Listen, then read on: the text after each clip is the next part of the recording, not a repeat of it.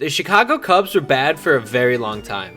This is evident in the fact that they had a 108-year World Series drought that they only ended up breaking in 2016. After losing in the NLCS in 2015 and winning it all in 2016, it seemed like they were destined to go on quite the run, considering how good that main core was. Here's the issue, they just never could get back to the World Series and just gradually started to decline at a pretty rapid rate. They lost in the NLCS in 2017 and then lost in the wild card in 2018. Since that point, they have not made the playoffs again, but that streak looks like it could end as soon as this year. The front office made some very good moves after the decline too. The issue is, with every championship core, you always have it end. It always ends. They clearly couldn't supplement a complete roster, and a lot of guys would only ask for more money when it was time to re-sign. In 2021, the Cubs had an 11-game losing streak before the deadline, and then the front office decided that it was time to in fact move on. The president of baseball operations, Jed Hoyer, was quoted saying how it was very emotionally difficult, but at the same time it was right for the organization. I am from Chicago and I'm a White Sox fan, but a lot of my friends who were Cubs fans were very upset at this move, and I understand it. The thing is, a lot of these players meant a lot to the city, and you even saw Kris Bryant crying in the dugout once he found out he was traded to the Giants. The Cubs traded away Anthony Rizzo, Javier Baez, Kris Bryant, and others away. And some of the notable guys they got in return were Kevin Alcantara, Pete Crow Armstrong, Alexander Canario, and Nick Madrigal. They obviously got more, but these were just the big names. Madrigal currently plays on the roster, Canario had a call-up, PCA is the number 14 prospect in baseball, and he's playing for the team, and Alcantara is the number 57 prospect in all of baseball. Sometimes the right move is to know when to trade for players. This seemed to be the right answer because of the core three, Bryant, Rizzo, and Baez, they all have regressed in pretty heavily. But the Cubs are in a much better spot than before because they made these trades. The Cubs' record has improved every year since the trade. Even last year, they went 83-79, but a skid at the end of the season resulted in them missing the playoffs entirely. But now in 2024, they are 22-16 so far, and they look to be heading towards the playoffs. The Cubs are in the midst of having a rather quick turnaround, so let's talk about it. Every season in MLB history starts with some off-season moves, and the Cubs have had some bad moves, but mainly some good. The one bad they made was they gave Kyle Hendricks a $16 million option, and that has not went well. The club also exercised a $6 million option for Yan Gomes, and that hasn't been too bad. Beyond that, they signed Cody Bellinger to a 3-year, $80 million deal with some player options. They signed Hector Neris to a 1-year, $9 million deal.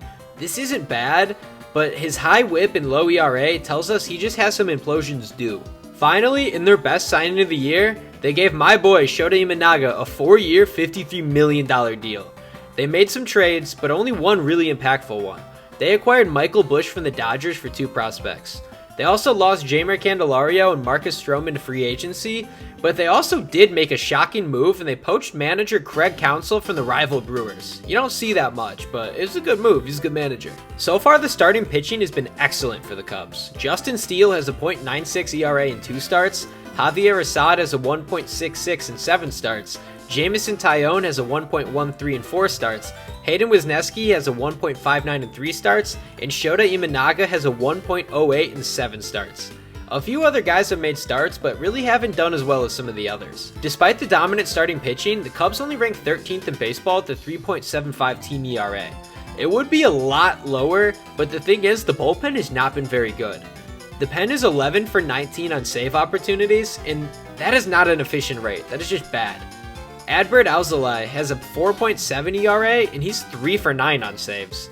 Hector Neris is 6 for 7 on saves with a 3.21 ERA, but the thing is, he has a 1.71 whip, and he's been rather lucky so far. Not many clean outings, and you just have the feelings that he has some implosions coming because luck does not ever go your way in baseball the whole season. They only have 2 bullpen arms with a sub-2 ERA, and that really might be the only flaw this roster has. But the thing is, this is something that can in fact be fixed. The Cubs have 6 top 100 prospects and a very deep roster with some impending logjams, especially in the outfield. They have the flexibility to trade for some very solid pen arms to strengthen the roster, and I do expect them to make some moves to supplement the pitching. It only makes sense. The offense is pretty solid overall. They have scored the 12th most runs in baseball, they rank 20th in average, 13th in on-base percentage, and 9th in home runs.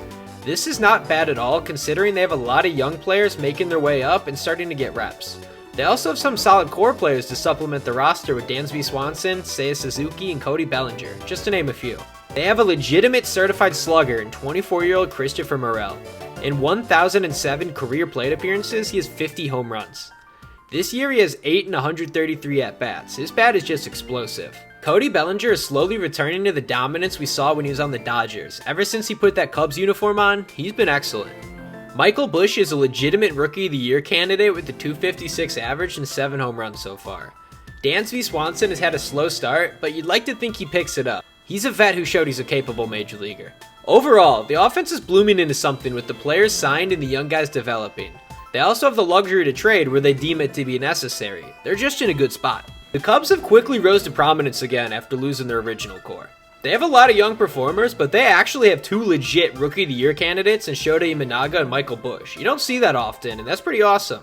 It's cool especially because you think Busch is a younger guy, and Imanaga's 30 years old coming from Japan, so you got it all ways around. I just think it's cool.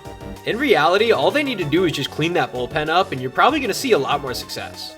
11 for 19 on saves is not good, but you can always fix that. Just get some new guys, a lot of depth, you can make some moves.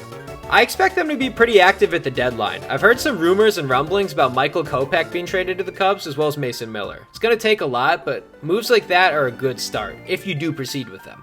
Regardless of what happens, I do see the Cubs making the playoffs, whether it's either winning the division or just missing out and getting a wild card spot. This team is way better than the team that barely missed out last year, and I expect them to make the postseason.